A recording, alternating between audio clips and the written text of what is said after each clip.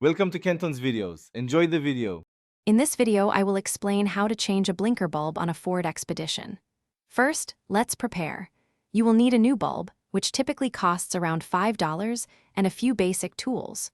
Always make sure your vehicle is completely off and the parking brake is set before starting any work. This ensures your safety throughout the process. Identifying the correct blinker assembly is your initial step, as some models may vary slightly in design. Replacing both bulbs at once is a smart move for balanced illumination. Now, let's get to the bulb. Pop open the hood of your Ford Expedition. You'll typically find two retaining bolts at the top of the headlight assembly.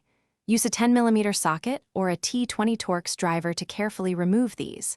Once the bolts are out, gently pull the entire headlight assembly straight forward. It might be a bit snug due to alignment pins, so a slight wiggle can help.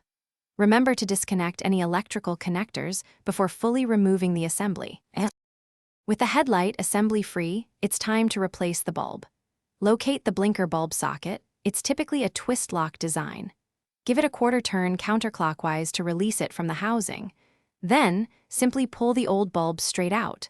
When inserting the new bulb, avoid touching the glass with your bare hands, as oils can reduce its lifespan.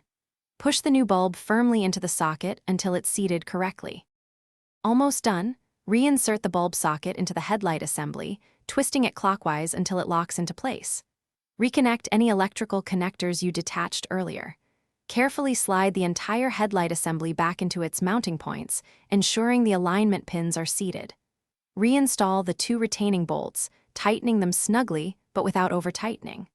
Finally, turn on your vehicle and test the new blinker bulb to confirm it's working perfectly. Great job! You've successfully replaced your blinker bulb. Thanks for watching. Consider subscribing if we helped you.